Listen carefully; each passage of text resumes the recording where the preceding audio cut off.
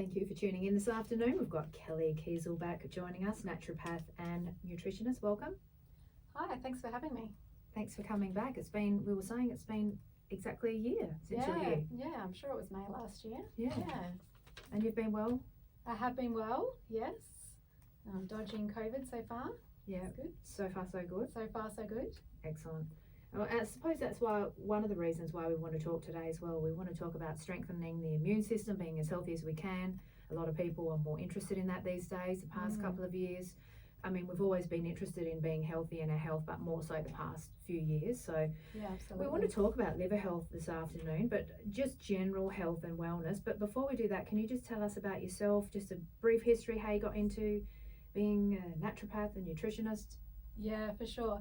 I got into looking into natural health through my own health journey, and I really first became really interested in food and how it impacts the body both positively and negatively, and then decided to go on and study naturopathy, and then after that nutrition as well. And I really am very passionate about what it has to offer people in general health and preventative health, but also for people with chronic conditions as well. It has a lot to offer.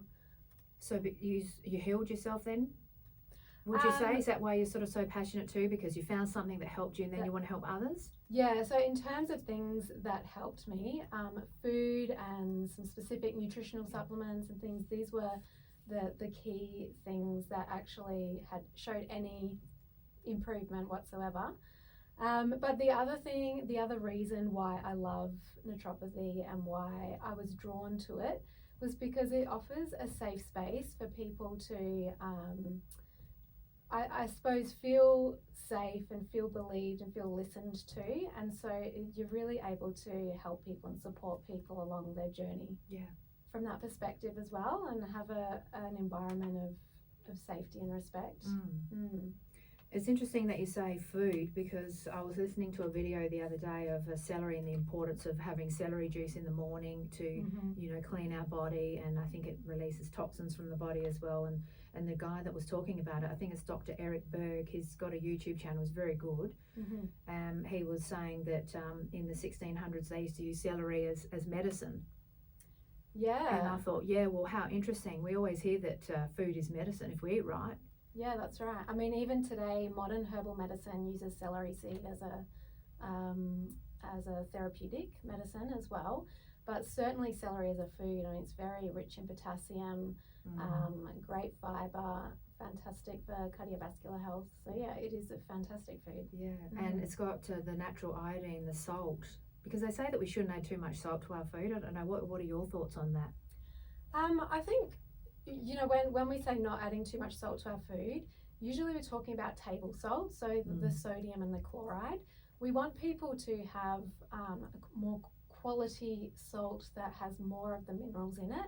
So a sea salt or a rock salt, where you're getting a much more diverse range of minerals, not just the sodium and the chloride.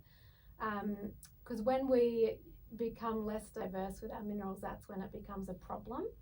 For most people, I think it's fine to add a bit of salt to their food. For people who have high blood pressure or where it's out of not well controlled, they might have to be more moderate, more cautious with it. But in general, I think we've probably demonized it a little bit too much, but it's all about the quality. Pink Himalayan salt, are you liking that? Yeah, I tend to use the sea salt because the iodine. Right, is that better?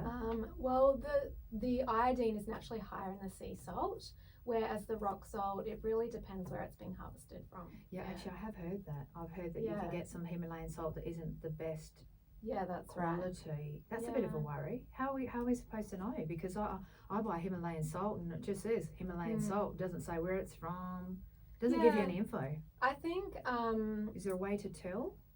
Well, I think it would be nice if all of the companies listed iodine or the minerals on their packaging, but that doesn't always happen. So you really just have to make the best choices with the information that you have. You can, do some research into the manufacturers, the companies themselves, even ring the companies, see if they've actually tested it to see what levels are in their salt as well. That could be an option as well. So what have you heard about Himalayan salt that it could be not that good? Have you heard anything specific, or just generally? Oh, it's not that it's not that good. I just want to make sure that I'm getting some iodine through it. So yeah, I like to choose a salt that either lists it on the ingredients or go for like a sea salt. Yeah. So do we need much salt? I mean, does it sort of keep headaches away and things like that? You know, you hear people saying if someone's got a headache, maybe they need a bit of salt in lemon warm water or something to get their salts up. Yeah, I mean, salt is an important electrolyte, definitely. So we absolutely need it. It's more when the minerals are out of balance that it becomes a problem. So we should be getting a good amount of sodium, but we also want to be getting a good amount of potassium to balance that. And part of the problem is that with our Western diet, we're getting really high amounts of sodium, and we're not eating enough foods that are really high in potassium, like your vegetables and fruits and things. So it really comes down to balance, and our Western diet has thrown that balance out a little bit. But salt is important, and you know, if people aren't getting enough salt, they can get, you know, cramps or low blood pressure and things like that. Right. Okay, that's a good thing. I mean, it's a simple thing. Salt, we think, you know, we all use salt, but it's good to know, because some people say don't put salt on food. Other people say don't. You know, it's good to know. I mean, we understand everything in moderation. I think we could always get back to that, don't we? Yeah, I think a lot of the time it does come back to common sense and getting back to moderation and balance. Yeah. Okay, so liver. Let's talk about the liver. I'm fascinated with the liver. Actually, just before you walked in, I just quickly googled a couple of things. I did my research on the liver, but I just googled a couple more things, and it said that the liver is as big as a football. Yeah, it's quite a large organ. Where is it? Well, I mean, I know it's on the right, but how does it fit? Upper right quadrant. Yeah, how does it fit? Yeah. Well, it fits in there somehow with all our squishing with all our other organs. In the upper right-hand side, a really important organ. Definitely does a lot of work for us. Yeah. And is liver, if it is cut out, it grows back, doesn't it? It can regenerate, yes. Yeah. It is one of the organs. Cut off if you have surgery. Yeah, that's right. It is one of the organs. Interesting, isn't it? Yeah, it's fascinating. The human body is an amazing thing. Yeah. That must have been so interesting when you were studying and learning all this. Yeah, absolutely. Yeah, it's very fascinating. Continues to be fascinating. You're learning new things every day. Exactly. So it'd be good to have this as a subject at school for even the young kids, you know, in primary school, to learn about the body and food and nutrition, how that would change the world. Yeah, I think it's getting, I do think it's getting better. Like my kids in primary school, they're definitely learning about some aspects of nutrition and certainly the body. And I know that some high schools now, they have more specialist subjects. So they do some nutrition or maybe sports nutrition, sports science, that kind of thing. So they get like a real basic level in some schools. Yeah. So what are some factors that can put our liver, you know, in a position where it's sort of under pressure? Yeah. Well, with our modern living, there's quite a number of things that can increase the load on the liver. So we have our diet, for one. It's heavily processed, lots of high saturated foods, high sugar foods, and not enough fruits and vegetables and things to balance it out, as we said before. Got to have balance. So that's definitely one thing. But we're also exposed to enormous amount of chemicals as well. And even the most health conscious or the person trying to live the most low tox life will still not be able to completely avoid all those chemicals that we're surrounded by. So if we're eating conventional produce and there's going to be pesticides and things like that, you know, perfumes, cosmetics, body care products, and then we have things like, you know, medications and recreational drugs and alcohol. So all of those things, any toxic element that goes into your body, your liver has to process and neutralize and protect us from it. Mm. So any of those things that are going to do that are going to place an extra burden on the liver. So what about those people that really make an effort to avoid, you hear some people say they don't use perfume, they just put a bit of essential oil on their neck, or they use all these natural shampoos, no candles, eating well, everything organic, or they've got a veggie patch. I mean, obviously that's good, but are they still getting chemicals from where? What, the air or the water? What? Yeah, for sure. If they're doing everything right. Yeah, well, I suppose if you're going to completely avoid chemicals, you really have to go off the grid. Right, because exactly. if you just think about walking down the street and the car exhaust, if you're filling up at the petrol station, building materials, plastics, there's a whole range of sources that these chemicals are coming from. So it is a good thing to reduce your exposure as much as possible. Absolutely, that's a great thing to do. But it's unrealistic to think that you can completely eliminate it from your life. Yeah, and it would be stressful too, wouldn't it, to think about it? Yeah, that's like I'm right. just thinking, imagining going in that mindset, and it's sort of stressful. Yeah, that's it. And I suppose it's one of those things where you want to be very careful not to become obsessive about it. You just do what you can do, and what you know how to do. And from that, you will be making a positive difference to your health. Yeah. And you, I suppose you have to trust that and just do what you can do. Yeah. Otherwise, it does become a real heavy burden, and a real stress for people. And we know how stress actually, that was one of the points we were going to talk about today, how stress can impact liver health. Stress is just something so important that we need to understand about ourselves, the mind, the human body. Yes. Everything, our thoughts. Yep. Like even like a fearful, worrying thought, we know that through our lives when we've had a fearful thought or a worrisome thought, some people feel it in their stomach. You get the little acid, you feel, oh, my stomach's a bit sore, I'm stressed, or my shoulders are tight. Everyone sort of manifests stress in different parts of the body. Yeah, that's right. If you could just talk to us a little bit about that, stress and impact on the liver. Yeah, sure. So there's a couple of ways that stress can have a negative impact on the liver. And bear in mind, we're talking about chronic stress. So stress is a normal process. It's a protective process. And when it's short-term, short-lived, in its acute phase, it's not a problem. It's when it's ongoing or very intense for a period of time that we start to see problems. So when we think about the stress response, part of what's happening is that there's a flood of glucose into the blood to give your muscles that energy that it needs to either run away or fight or do whatever you need to do in that moment to get yourself out of a tricky situation. Stress doesn't always present itself like that in the modern world as an acute threat. But our bodies perceive it that way. Yeah. So when we get that flood of glucose into the body, and that's happening in an ongoing process, that can lead to sort of insulin resistance and those high blood glucose levels, which then can increase the fat accumulation within the liver and inflammation within the liver as well. It can also reduce the blood flow to the liver. So we're getting reduced nutrients and reduced oxygenation to the liver.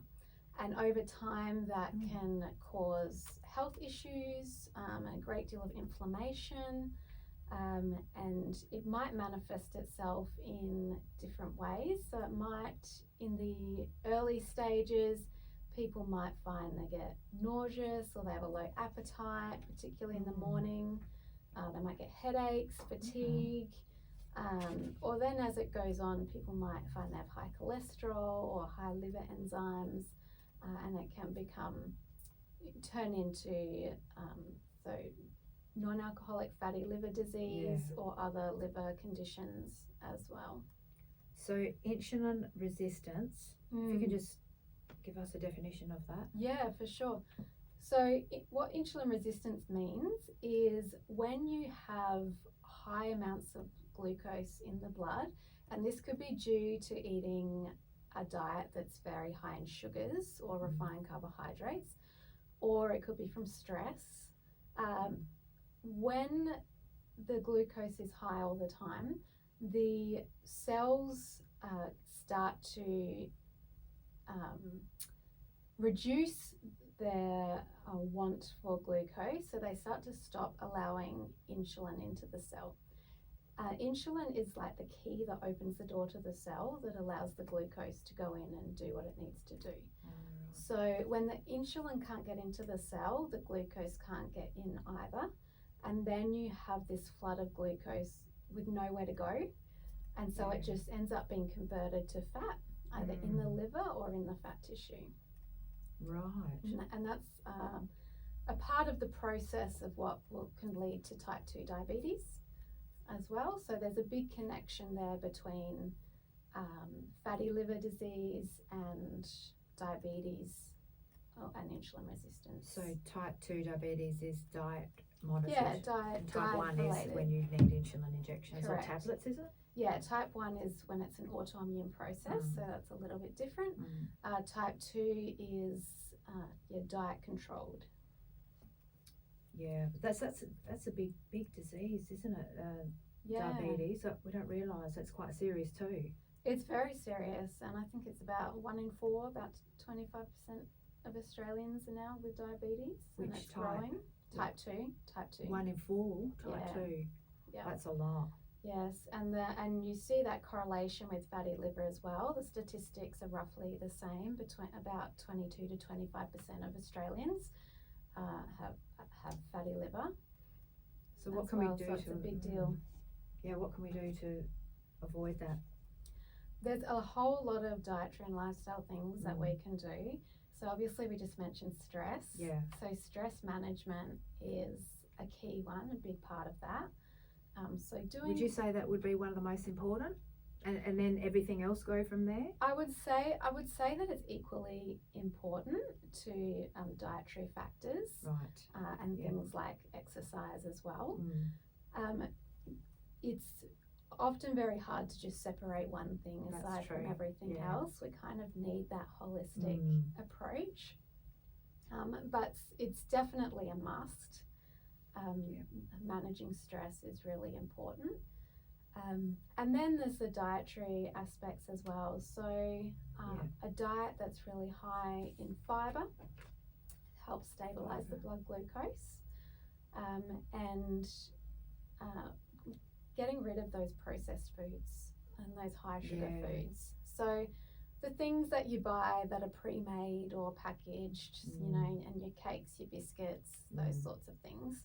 The yummy stuff. Yeah, yeah. When we talk about high sugar foods too, I just want to make it clear that we're not talking about fresh fruit. Yeah. So fruit is a healthy, good food, and our bodies process it differently to a cake or a pastry. Very good point. Yeah. Really glad you said that, because again, I think fruit's been demonised too. We're told that it's too much sugar, not to have one piece a day, but that's not enough. Yeah, I mean the standard recommendation is 2 pieces of fruit a day, but is that enough? I don't think it is. What do you think? Well, I think it depends on the person. I mean, you can overeat anything. Yeah. But I think in general, for most of us, fruit is not the issue.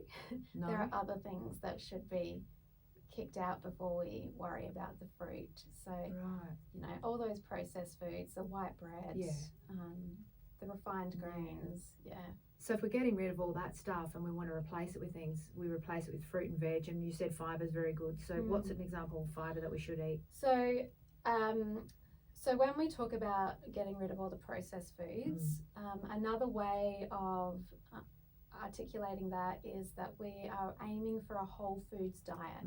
So foods that are as close to their natural form as possible. So your whole grains, nuts and seeds, legumes, fruits and vegetables, your eggs and fish and lean protein are what we're talking about. So Yeah. the more processing that it's Okay. been through, the Mm. less likely that it is to be very good for you. And that's easy to remember for people, isn't it? Yeah. Because sometimes it gets very sort of tricky with all these different diets, keto and different types of diets, and there's all thousands of books out there on what to do to be healthy and lose weight. But you keep it simple, like you said, Absolutely. whole food. It's very easy to understand the way you said it. Yep, keep it simple. Just think about foods that are as close to their natural form as possible. Perfect. Yeah. Lots of plant foods, lots of fruits and vegetables, and then staying hydrated is really important as well. So lots of water and herbal teas as well. There are some specific foods that are really great for the liver. If you want to talk about those. I do. I want to talk about that. I've got lemon water on my mind. I want to ask you about that too. Oh yes, lemon water. I don't want to forget that. Lemon water is a good one, and that can be really good for your digestion as well. And for people with low appetite, low morning appetite, they wake up, feel a bit nauseous, having a juice from half a lemon with some warm water or room temperature water can be a really nice way to start the day, and it can just kickstart that digestion and can help with the some of that liver process as well, some of those detoxification processes as well. And not hot water.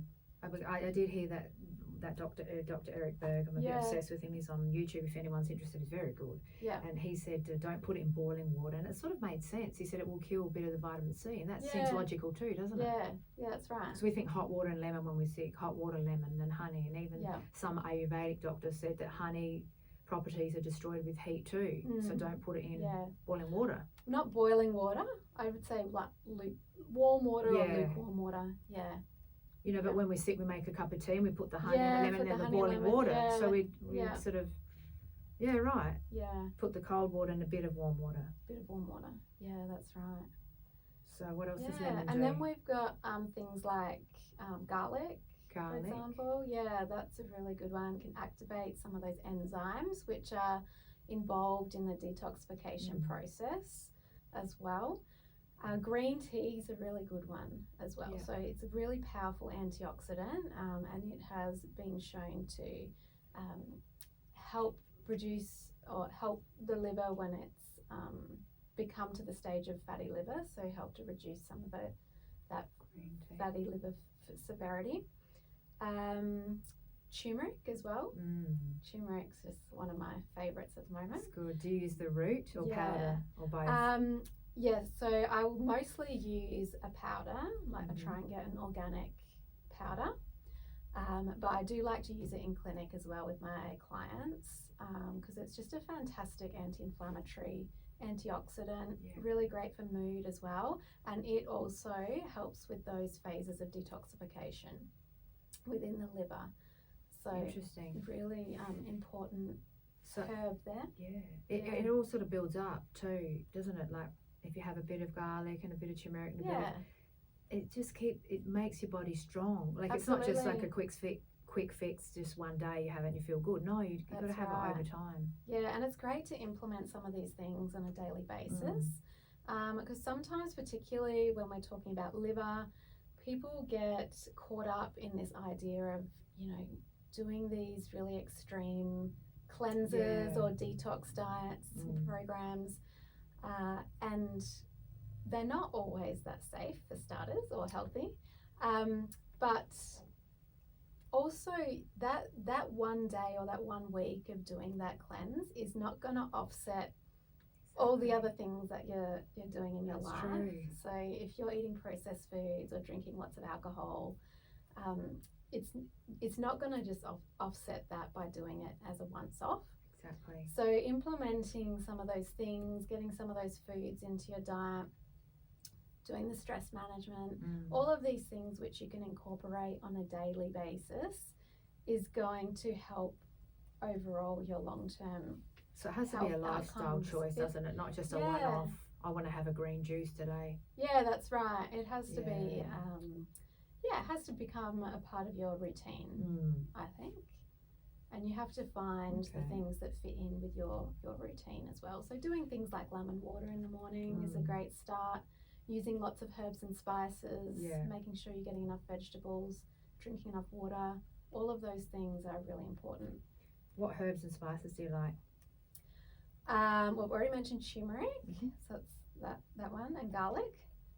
Ginger is another favourite as well. Things like Ginger, I love Nice. ginger. Yeah, It's got a bit of heat too, hasn't it? it does have a bit of heat. Yeah, and it's really great for digestion. It's good anti-nausea as well. I often get my clients to have ginger in a bit of hot water when they're feeling nauseous, or to help stimulate that digestive acid, so to improve their digestion. What else? Things like cumin and basil and coriander. They're all just really powerhouses of antioxidants, and antioxidants are really important as far as your immune system goes and as far as keeping your liver healthy. So really, all those herbs and spices, they're really all of them, pack a punch. But all together, or to some? Can we overdo it? Not when you're using it in foods. You can put all them in one dish. Absolutely. I suppose, that's if you think of some Indian that's true. meals or other cuisines, they often have multiple different spices and herbs in them. Maybe that's why it tastes so good. Why they taste so good, and part of why they can have those healthy properties to them as well. But we have to remember not to put too much in, because I've done that before. Because we think it's good, so we say put more, and then after it's like, oh my god, what did I do? Especially if you're not used to it. That's true. Yeah. Because it is rich, isn't it? Some of them are quite strong, so you have to adjust if you're not used to having them. Yeah, if you're not used to having them, there can be a period of adjustment. What about apple cider vinegar? Do you like that? The Bragg's apple cider vinegar? Mind apple cider vinegar, we'll often use that. Does that help with liver? I wonder. I don't know. I know it's good for the body, but I don't know specifically what it does. So it's great for digestion, again stimulating those digestive juices and enzymes, which really, when you think about it, it does support the liver, because when we talk about liver health, we can't really talk about liver health without talking about gut health. So there is a gut-liver axis, and so the microbiome, the bacteria in our digestive system, actually have an influence on how well the liver functions as well. So anything that we do to support our gut health will indirectly support the liver as well. That makes sense, because you hear people saying everything starts in the gut too, doesn't it? Like even I mentioned it before, one of the Greek, I can't remember, Greek philosopher or something said many years ago said that mental health issues start in the stomach, is in the gut. There's a huge link between mental health issues and gut health. Absolutely. Why? There's a number of ways. The microbiome itself communicates with the brain via the nervous system that runs along the digestive tract. So that's one way. Also, many of our neurotransmitters are made in the gut by bacteria or influenced by bacteria. So serotonin, for example, which is implicated particularly in depression, and 95% of your serotonin is made in your digestive tract. That's interesting. Also, with the digestive tract, when there's inflammation in the gut, that can dissipate out into the rest of the body as well. And we know that anxiety and depression and other mental health disorders are very strongly influenced by inflammation throughout the body, but also inflammation specifically within the brain. And that can flow from the gut as well. So if we change our diet, we can improve our mental state. Absolutely, 100%. That's so good to know for people, because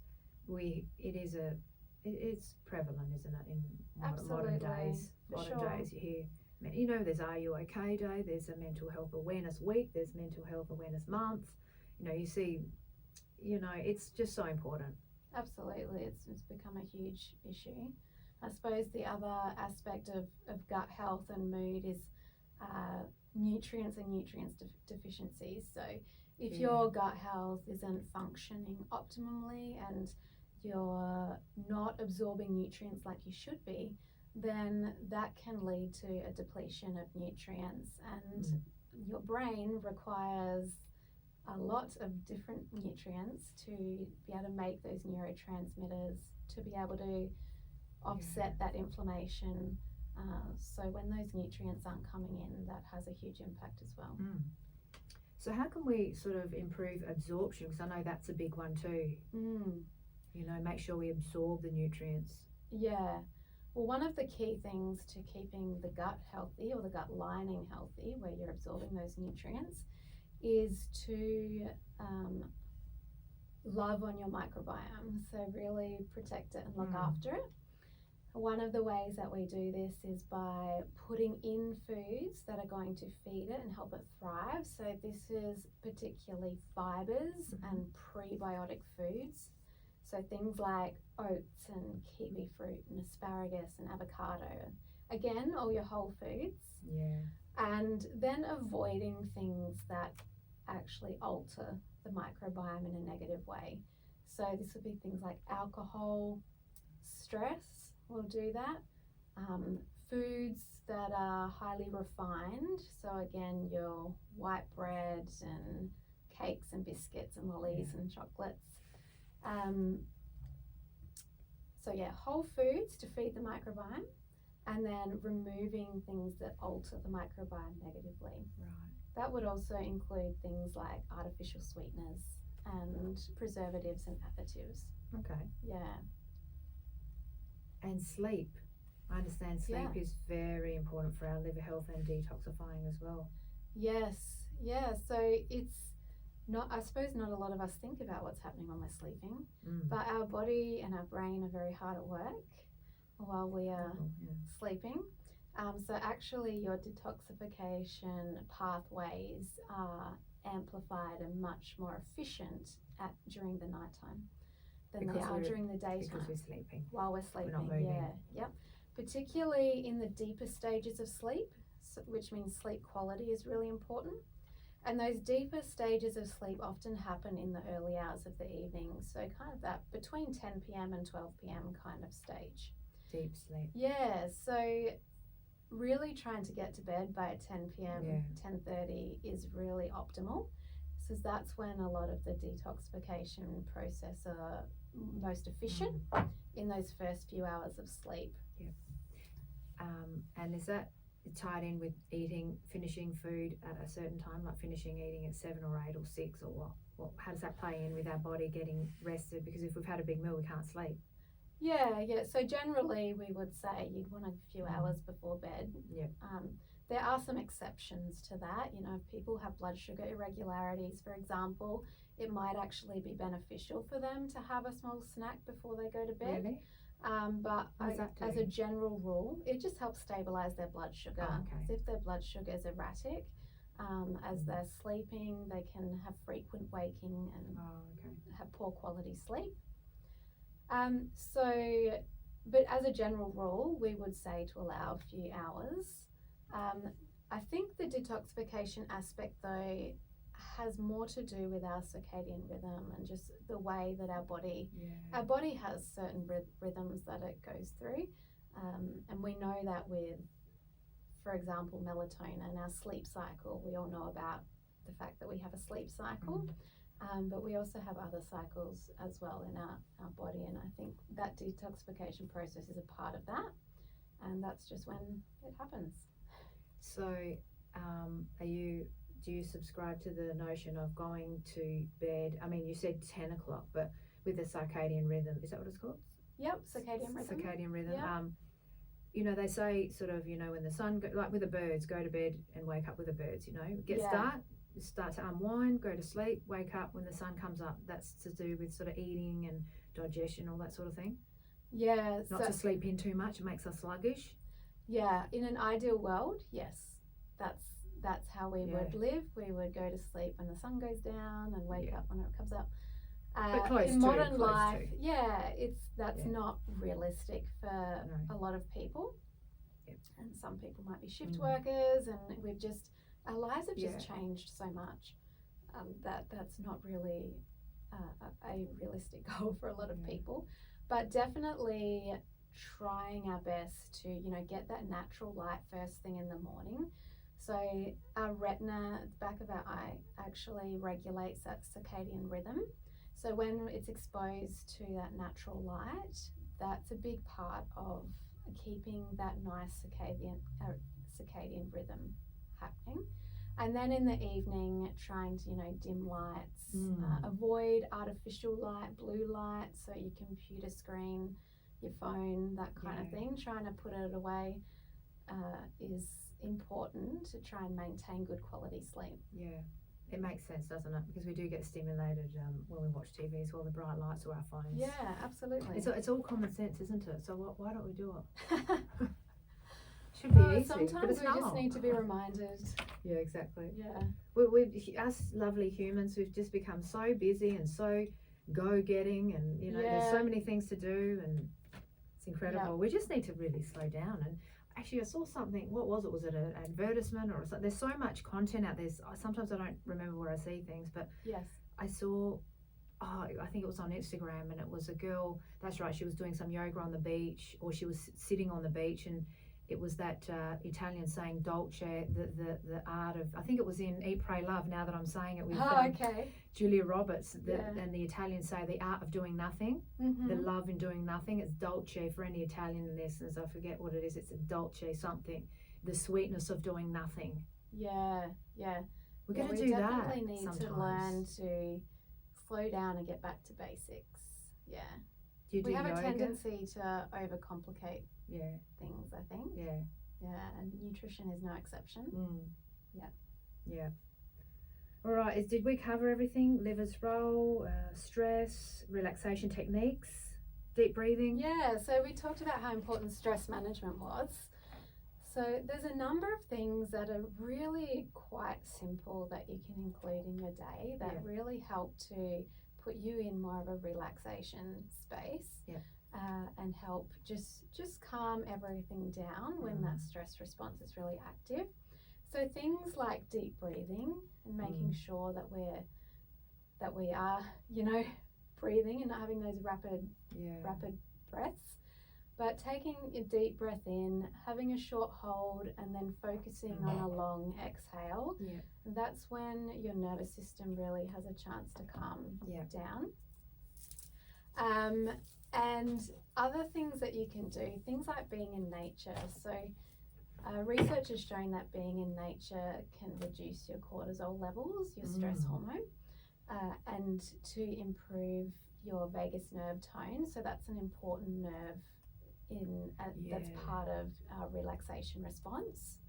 So even just sitting in nature, you don't even have to do anything. Just being amongst nature is something that you can do as a stress management technique. Lovely. And then there's things like making sure you're connecting with people. That's really important. And also things like laughing and singing and really simple basic stuff that will support your nervous system. And then from there, you can move more into the mindfulness meditation techniques as well. That can be really useful for people, particularly if there's frequent anxiety or sleep issues. That can be something that can be beneficial for people. And now the research is showing more and more about how these techniques, support our immune system, support our digestive system, all sorts of things, that whole mind-body connection that's happening. And then having a whole food diet, making sure you're getting enough nutrients. So things like magnesium is really important for the nervous system to be able to function properly. So magnesium is found in your nuts and seeds, the cocoa, legumes, leafy greens. So trying to make sure you're getting enough minerals in your diet is really important as well. Very good. All right. I just want to make sure I've covered everything before we wrap it up. What about little herbal things? What herbal teas are good, just before we finish off? Herbal teas? Yeah, I love using herbal teas. So in terms of the liver, so we mentioned green tea before, so that's a really good one. If you can get organic, that's great. That's even better. Another one would be dandelion root. That can really help with the liver, but also specifically with bile flow and helping if there is constipation that's associated with the liver not functioning optimally. So that's a really nice one as well. What other ones are there? So anything that supports the nervous system is going to indirectly support the liver health as well. So chamomile and lavender and passion flower, these herbs are really fantastic as well. Lavender tea. I think there's different types of lavender. There's a lavender bush I used to have. I don't have it anymore, but I used to pick it and make lavender tea with it. But you can't do it with all lavender. Yeah. Is that right? Or you can? I'm not sure, to be honest. I buy my lavender tea. So, you buy it, yeah. Probably better. But. Yeah. So I don't know the difference between the different varieties in terms of teas. Yeah. Yep. So nice, isn't it? And the water turns like blue. Yeah. The water turns blue. Yeah. There's a nice one that Tea Tonic make. I think it's called Relaxation Tea. But it's got the lavender and passion flower and a few other things in it as well. That one's really nice. And before we finish off, I just want to ask you about coffee, because most people love coffee, right? Yeah. What do we do? Because I'm on a detox of coffee it's been about 2 weeks now. Yep. But when I stopped drinking, I was getting these massive migraines. Yep. God, but I do love coffee. The reason why I stopped is because I have only one coffee a day, but one day I just didn't feel like coffee. Yep. And I didn't have the coffee, and I was here or I was somewhere, and I had this migraine that I couldn't shake, and I thought, well, I don't want to be addicted. I don't want coffee to control me. I don't want to just have to have one for the sake of having it so I don't get a headache. I didn't want the coffee to control my life. So I thought, okay, I just won't drink it. But then I just had these crazy headaches for about a week. Yep. So what do we do? Is coffee good, bad, what? Because I know green tea's got caffeine. You mentioned green tea. Yeah, green tea has caffeine, much less than coffee, but it still does have caffeine. Coffee, there are pros and cons. So coffee is actually really quite good for the liver. It's shown to be protective against fatty liver disease and possibly stroke too. There was a study recently that looked at that. So coffee does definitely have some beneficial properties. And I think it's one of those things that's really quite individual. So for most people, they quite happily could have a coffee a day. And it's not really going to be an issue. It might actually be beneficial for them, so long as it's good quality as well. That's the other thing. And as organic? long as you're, ideally organic, because it is a that heavily helps? sprayed crop, and ideally not laden with sugar and too much milk. But for some people, they might benefit from taking a break from coffee. So I find my clients who have ongoing, quite chronic fatigue issues, they can benefit from taking a little break and just giving their adrenals a rest. Remembering that caffeine gives us that buzz because it's acting on the adrenal gland and it's promoting that release of stress hormones into the blood. So that's why it gives us that buzz. Yeah, because it raises our cortisol. So why does that obviously, make us feel good then? Because cortisol does, when you have that stress response, the whole point of it is to make you feel alert and make you feel strong, so that you can get out of a dangerous situation. Makes sense. So we don't want that happening all the time. And again, people might, depending on people's sensitivity levels, some people are fine to have a coffee a day, it's not an issue. Others, they might find they feel better when they have it sparingly or when they take a break from it every now and then. But it's not bad. It's not a bad thing. It's just strange how it causes headaches though when you don't have it. That bit there, I think. I mean, when we eat really good food, fruit and veg, and then we don't get a headache. So caffeine, it's like a drug, as we know. So we're dependent on it. It changes the brain.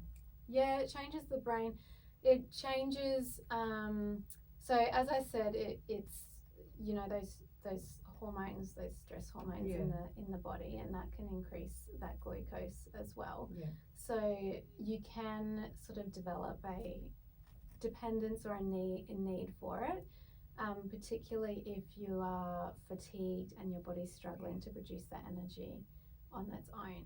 But I mean, you can get headaches from, you know, if you eat a lot of sugar and then all of a sudden just stop eating any added sugars, people will often get headaches or feel really flat for a while. So it can happen with other things as well, and obviously alcohol will happen. So yeah, it is a drug. Did you say that coffee can make glucose come into the body? Well, through that stress response. Really? So it does release a bit? Yeah, a little bit, yeah. But if we're at one coffee a day, as I said, it's probably not going to be an issue for most people. Yeah. It's when we're talking about, people who, you know, might be having 10, 12, 15 shots of coffee a day, you know, that's a real Are there people problem. that have that many? You see people that have that many? I have had a client, yes. Really? Yeah. It's rare, but yeah, some people, they love their coffee. Is that unhealthy to have 10, 12 a day? Oh, or is that it is. Yeah, I would say that's You'd say. overdoing it. Wow. Interesting. Well, we could keep on talking, but we have come to the end of the program. But Kelly, thank you so much for coming in. Is there anything else that you want to just say before we finish off that we didn't cover or you want to cover? No, I think we've covered most of the points. Yeah, I think the big thing to take away is mainly just keep it simple. Stick to the basics. Stay hydrated. Manage your stress. Eat a whole food diet.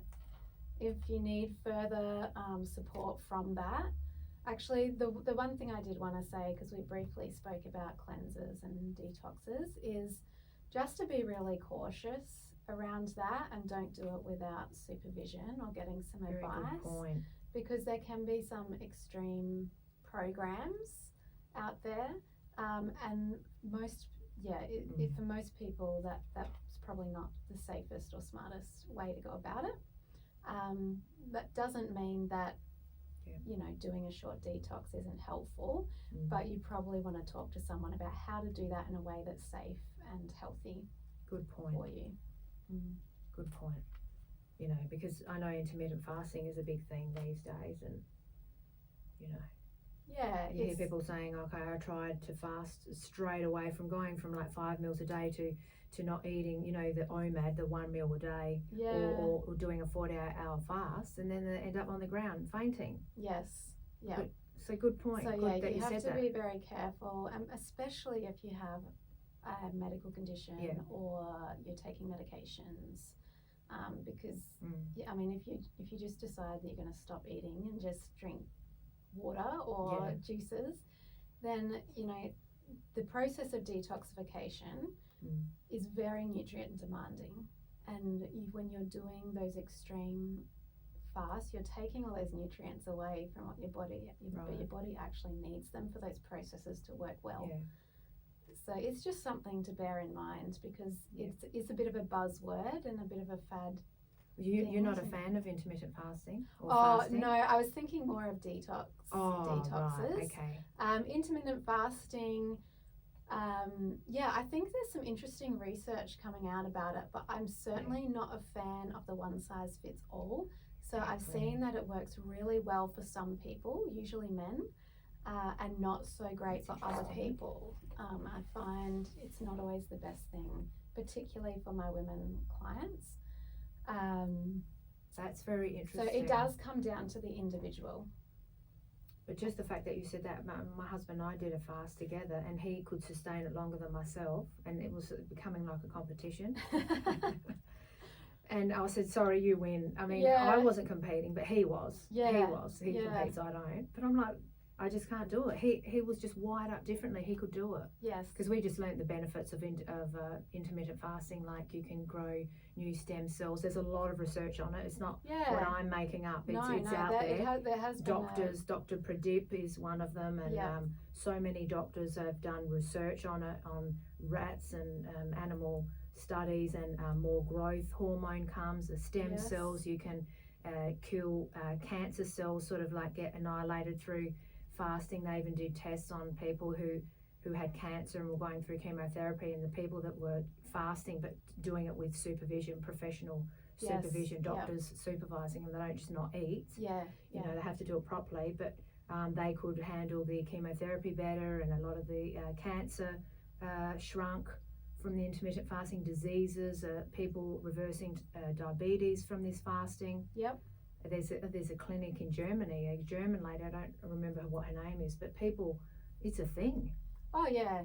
No, there's lots of emerging research coming out about it, definitely, and definitely would have benefits, and definitely has benefits for some people. But I think the benefits are probably greater in some individuals than in others. Right. Yeah. 100%. So, and this is where it's really important to get 100%. professional guidance Exactly. when you're doing anything,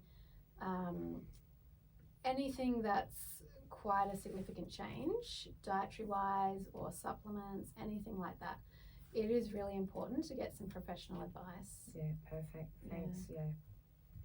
Well, we need the voice of reason to come Yeah. and talk to us. Thanks. And that would be you. Thanks, Kelly, so much. Awesome. Thank you. Thanks for having me. You're welcome.